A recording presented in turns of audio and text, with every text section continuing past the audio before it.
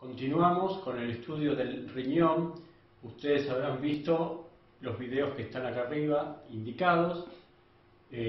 Ahí tienen que ir reuniendo con todos esos materiales las distintas descripciones. Ahora vamos a usar un poquito esta figura que tiene algo que me interesa, que es la relación que tienen las distintas porciones de la unidad funcional, ya sea las partes del nefrón o del conducto colector, con los componentes del sistema circulatorio que están adentro del riñón. Eso es súper importante para la función. Entonces, vamos a recordar que la unidad funcional la vamos a definir como el nefrón más el conducto colector. Que el nefrón está compuesto por un corpúsculo y un túbulo. El corpúsculo a su vez tiene a la cápsula y al glomérulo. La cápsula a su vez tiene a la hoja parietal, que era ese epitelio plano simple, y a la hoja visceral, ¿sí? Entonces, los podocitos que forman la hoja visceral son los que están envolviendo los capilares, y acá es donde se produce la ultrafiltración. Recuerden el asunto de que usamos la misma denominación de parietal y visceral en la cápsula del riñón, que es la misma nomenclatura que usamos para las membranas serosas como el peritoneo. Y vean en ese video el tema este de la embriología, de cómo se une el ovillo de capilares a ese nefrón en formación. Bien, ahora, en el polo urinario del corpúsculo vamos a tener el comienzo del túbulo, que tiene 5 porciones: el túbulo contorneado proximal, recto proximal, segmento delgado, recto distal y contorneado distal. A estas 3 porciones que están en negro, el túbulo recto proximal, el segmento delgado, que recuerden que a veces era más largo o más corto, y el túbulo recto distal forman el asa de Henle, ¿sí? Entonces vamos a usar a veces esta denominación para simplificar. Lo interesante es que tanto el conducto colector como todo el nefrón va a estar formado por un epitelio simple, ¿sí? A veces las células son cúbicas o cilíndricas bajas y otras veces son planas, pero siempre, al ser un epitelio simple, facilita el tema de los transportes que hay, ya sea desde la luz del túbulo hacia la sangre o desde la sangre hacia la luz del túbulo. Entonces volvemos a este esquema y fíjense cómo la sangre que entra por la arteriola aferente se va a ultrafiltrar en el corpúsculo y la sangre se va a continuar por la arteriola eferente. Esa arteriola eferente va a formar capilares otra vez. En algunos casos formará capilares peritubulares en la corteza, es decir, estos capilares que están en el laberinto cortical, que son capilares de tipo fenestrado, igual que los capilares que están adentro del corpúsculo. Y en otros casos, la arteriola eferente se va a continuar con estas arteriolas que se llaman vasos rectos, y esos vasos rectos van a originar capilares que están relacionados con el asa de Henle y el conducto colector, es decir, que van a estar en la pirámide renal. Luego, los capilares, ya sea en la corteza o los capilares en la médula, van a converger en venas y va a iniciar un sistema venoso que termina saliendo como vena renal. Ahí ya no hay tanta cosa extraña. Lo más particular es el sistema porta, que como vieron está en la última parte de este video que ya hemos usado varias veces. Otra cuestión que quiero ver acá es cómo en cada parte de este túbulo o del corpúsculo, ya sea el asa de Henle o también del conducto colector, siempre hay capilares sanguíneos ahí. ¿Por qué? Porque ya sea que pasen sustancias de la sangre a la luz de ese conducto o de la luz del conducto a la sangre, la proximidad favorece esos transportes. La fisiología renal es bastante complicada y la van a estudiar en otra asignatura, pero acá tenemos que aprender esta base, ¿sí? Entonces, el riñón va a estar dado por un muy abundante tejido epitelial que forma estos conductos y estos corpúsculos, y el tejido conectivo va a ser bastante escaso y va a estar dando paso a todo este sistema de vasos sanguíneos. Es interesante porque en la corteza hay algunos fibroblastos que son los encargados de secretar la eritropoyetina. Como siempre aparecen a veces estas células que comparten características de un tejido y de otro. Cuando uno dice que es un fibroblasto, está hablando de tejido conectivo. Sin embargo, este fibroblasto está secretando hormonas, o sea, hace alguna actividad parecida a la del tejido epitelial. Ahora quiero que miremos acá. Los conductos colectores van a ir convergiendo y van a terminar en la papila, que es el vértice de la pirámide renal, ¿sí? Y como ahí hay perforaciones de todos estos conductos últimos, se habla de un área cribosa, ¿sí? Criboso quiere decir que tiene el aspecto de un colador, con muchos agujeros, como hablábamos de la lámina cribosa del hueso etmoides.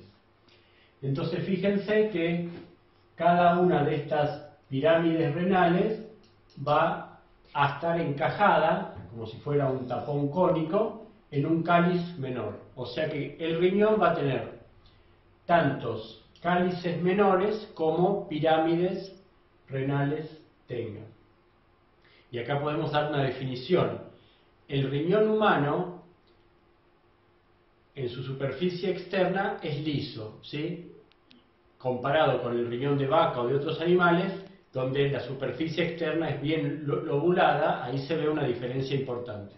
Sin embargo, en el riñón humano, aunque no se perciban desde la superficie, se pueden definir lóbulos, ¿sí? Un lóbulo renal es una pirámide renal con el tejido cortical circundante, ¿sí? Con todos estos corpúsculos renales y sus túbulos correspondientes que van a estar formando orina para este cáliz menor. Es decir que el riñón tiene tantos cálices como lóbulos. Esta es una foto de un preparado histológico de la corteza del riñón. ¿Qué vamos a buscar? Corpúsculos, que se ven claramente, túbulos contorneados, proximal y distal, ¿sí? Que están como secciones. Fíjense que esto aparece siempre como un tema, que es el plano de corte va a afectar secciones de distintos túbulos. Yo no sé si este corresponde al mismo o si son túbulos vecinos. Uno después tiene que ir analizando distintas imágenes, distintos campos y tratar de generar la imagen real de la estructura histológica. Entonces tenemos corpúsculos, túbulos contorneados, proximal y distal, y capilares sanguíneos, ¿sí? También se pueden ver arteriolas, pero lo más abundante siempre va a ser las componentes del nefrón.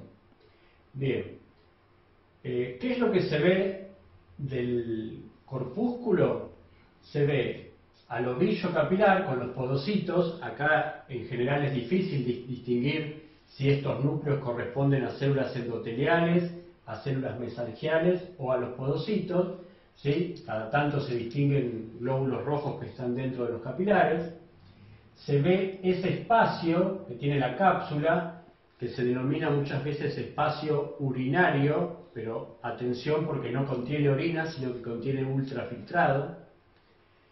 Y la hoja parietal de la cápsula, que está dada por un epitelio plano simple. No veo mucho más que los núcleos protruyendo hacia el espacio. Con respecto a los túbulos contorneados, proximal y distal, cuando uno lo mira a simple vista, pareciera que son indistinguibles. Sin embargo, hay detalles histológicos que nos permiten distinguir. En el túbulo contorneado proximal es donde se produce el mayor volumen de reabsorción de sustancias. Entonces, esas células pueden cumplir esa función gracias a que tienen abundantes microvellosidades, a veces se dice que hasta más de 1000 microvellosidades por cada célula, y realizan un transporte activo con gasto de ATP. Entonces estas células tienen abundantes mitocondrias, por eso son tan eosinófilas, son células relativamente grandes, por eso en una sección voy a contar pocos núcleos, y al tener tantas microvellosidades, la luz del túbulo se ve como desprolija, como irregular, porque esas microvellosidades quedan como desordenando el aspecto de la luz. El núcleo de estas células es bastante central, y acá tengo uno, tengo otro. Bien, ahora, el túbulo contorneado distal también está formado por un epitelio cúbico simple. Sin embargo, las células no tienen tantas microvellosidades, tienen muchas menos, y tienen una particularidad que es el núcleo en posición apical. En general, los epitelios cúbicos tienen células con núcleo central. En el caso del túbulo contorneado distal, el núcleo va a tener una ubicación bien apical.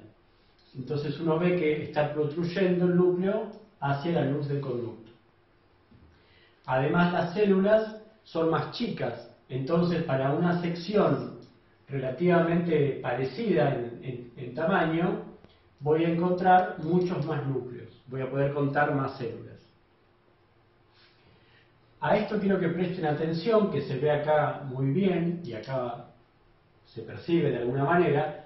Fíjense que habíamos dicho algo muy característico, que es que el túbulo, cuando pasa de ser recto distal a ser contorneado distal, hace contacto con el polo vascular de su propio corpúsculo. Este sería el túbulo distal de este corpúsculo. Y es muy característico que ahí, en esa parte que hace contacto, ni siquiera en toda la circunferencia, porque acá este aspecto es distinto a esto, las células son bastante chicas y el núcleo ocupa casi todo el espacio del citoplasma. Entonces yo veo una especie de mancha oscura por la acumulación de hematoxilina. A esto se le llama mácula densa. Mácula quiere decir mancha, ¿sí? Y esto lo vamos a explicar ahora dentro de un momento. Para completar el tema de la corteza, fíjense que entre los túbulos tengo abundantes capilares, ¿sí? Yo los estoy reconociendo porque están llenos de glóbulos rojos. Estos son los capilares peritubulares de la corteza, que representan una parte del segundo plexo capilar del sistema porta, ¿sí? Si este túbulo contorneado proximal reabsorbe sustancias como glucosa, aminoácidos, ¿a dónde se los pasa? Y se los pasa a la sangre de estos capilares. Si no, esa célula acumularía esas moléculas y no lo hace. Las pasa por un transporte a los capilares peritubulares de la corteza.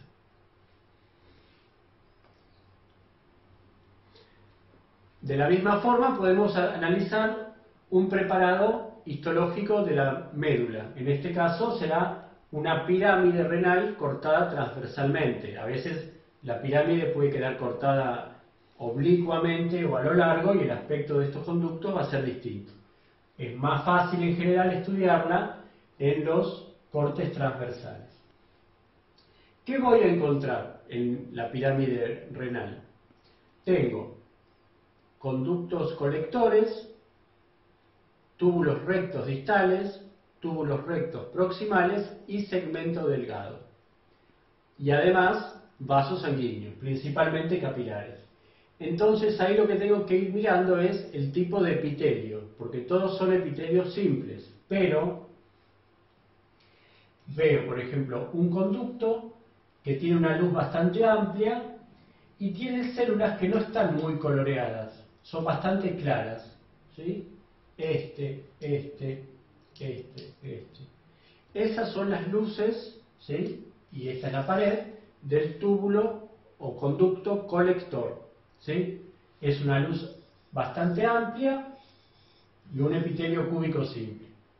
Si bien hay dos tipos de células, unas más claras y otras un poquito más coloreadas, en general se distingue la coloración más tenue comparada con los otros epitelios. Entonces, viendo una luz amplia con un epitelio cúbico simple, con poca coloración, ahí identifico al conducto colector. Las otras secciones, un poco más chicas y más teñidas, corresponden a los túbulos rectos, distal y proximal, que como ven, tienen pocas microvellosidades, la luz es bastante limpia, bastante prolija, entre comillas, ¿sí? Y en estas partes, por ejemplo, tengo conductos que están formados por un epitelio plano simple, que entonces ahí tengo dos estructuras posibles. Por un lado, el segmento delgado, que el segmento delgado se ve como un conducto formado por un epitelio plano simple. Pero también puedo tener capilares sanguíneos. Entonces, un indicio es, si dentro de la luz encuentro glóbulos rojos, probablemente sea un capilar. Y si está vacío, probablemente sea un segmento delgado. No es automático distinguir en estos preparados un capilar de un segmento delgado, pero al menos pudimos distinguir tres estructuras distintas: conductos formados por epitelio plano simple, que es segmento delgado o capilar; otro por epitelio cúbico simple más teñido eosinófilo, que son los túbulos rectos; y el otro, que también tiene un epitelio cúbico simple, pero más claro y más grande, el conducto colector. Hoy mencionamos a la mácula densa y ahora vamos a ver en qué estructura está participando, y es súper importante. Vamos a hablar del aparato yuxtaglomerular. Si bien el aparato nosotros lo usamos en general para hablar de sistemas de órganos, acá estamos hablando de un aparato que es una estructura pluricelular microscópica. Se llama aparato porque combina tres tipos de células que están coordinando, que están organizadas de alguna forma para cumplir una función. Entonces, si tomamos este esquema, fíjense que se ve un corpúsculo. Esta es la hoja parietal, que se continúa con el túbulo contorneado proximal. Cuando se refleja la hoja parietal para transformarse en visceral, el tipo de células cambia, deja de ser un epitelio plano simple para estar formada por los podocitos, esas células que tienen prolongaciones y generan las hendiduras de filtración. De este lado, si esta línea negra es la membrana basal, fíjense que de un lado está el podocito y de otro lado está el endotelio, que es el endotelio correspondiente a los capilares fenestrados del glomérulo. Todo esto es epitelio, ya sea el endotelio como los podocitos. Ahora, entre los vasos sanguíneos del glomérulo y arriba también entre las arteriolas, hay células. Y a esas células las vamos a llamar mesangiales. Meso quiere decir entre, como Mesopotamia, que quiere decir entre ríos. Bueno, mesangial quiere decir entre vasos. Angio quiere decir vaso. Entonces, vamos a tener células mesangiales, que son estas oscuras, intraglomerulares, o células mesangiales extraglomerulares, que son las que están por arriba del polo vascular. Por otra parte tenemos las células de la mácula densa, que son estas células epiteliales del túbulo distal, que decíamos que pasaba y hacía contacto con el propio corpúsculo. Y por otro lado tenemos en la arteriola, principalmente en la arteriola aferente, a veces también aparecen en la primera porción de la arteriola eferente, células que son de músculo liso, pero están especializadas en secretar proteínas y se llaman células yuxtaglomerulares. Entonces, el aparato yuxtaglomerular está formado por tres tipos de células: las células de la mácula densa, las células mesangiales extraglomerulares y las células yuxtaglomerulares. Esos tres tipos celulares van a funcionar en forma coordinada y participar del control de la presión arterial. Estas células de la mácula densa van a ser sensibles a la composición del ultrafiltrado que viene avanzando por acá.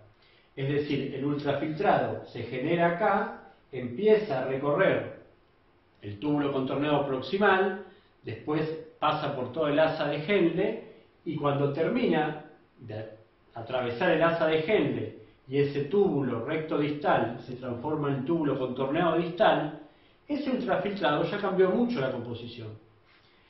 Eso es lo que estas células son capaces de analizar. En función de eso, envían señales, ¿sí? Y las células yuxtaglomerulares liberan a la sangre una molécula que es una enzima, o los precursores, que se llama renina. Esa renina luego en la sangre va a hidrolizar, es una proteasa, a hidrolizar a otra molécula, que es el angiotensinógeno, y con todo eso se da toda una cascada o una secuencia de reacciones enzimáticas, por lo cual se produce el control de la presión arterial. Hay muchos actores ahí: el endotelio vascular, el pulmón y otros órganos, la glándula suprarrenal con la aldosterona. Bueno, todo eso es bastante complicado, pero como la presión arterial es un parámetro de la homeostasis muy importante, el control tiene que estar muy finamente dado. Entonces, lo que nos interesa del riñón es que por cada nefrón hay un aparato yuxtaglomerular. Acá nos interesa saber qué tipos de células lo componen y que finalmente se va a liberar la renina.